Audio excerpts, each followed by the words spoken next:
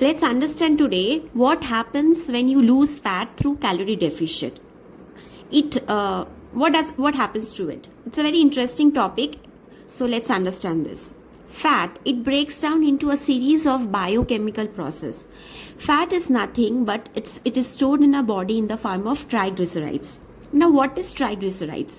It's a molecule composed of carbon, hydrogen and oxygen. So when you create calorie deficit through diet and exercise, your body begins a process called lipolysis. Where lipolysis is a process where triglycerides are broken into glycerol and free fatty acids. So through lipolysis, triglycerides, that is a stored fat in our body, breaks into glycerol and free fatty acids. These free fatty acids are then transported to mitochondria. Mitochondria is nothing but the energy factory of our cell. Where in mitochondria, free fatty undergoes some biochemical process where they undergo beta oxidation and gets converted to a molecule called acetyl CoA.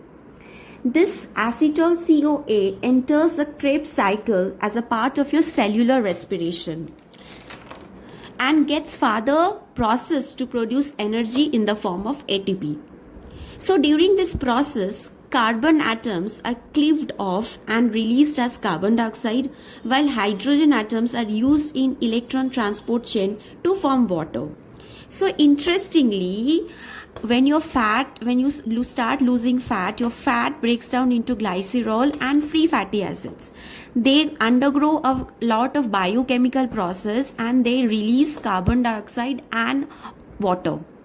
So 84% of your fat that you lose leaves your body as carbon dioxide when you breathe out, and remaining 16% leaves as water through sweat, urine and other bodily fluids.